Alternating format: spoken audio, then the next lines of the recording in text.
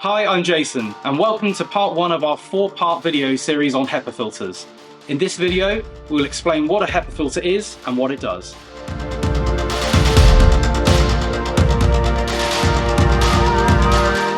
A HEPA filter is a high-efficiency particulate arresting air filter.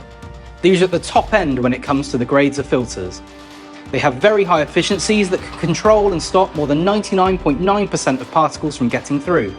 Even ones that are a fraction of a micron in size can barely even be seen with a human eye.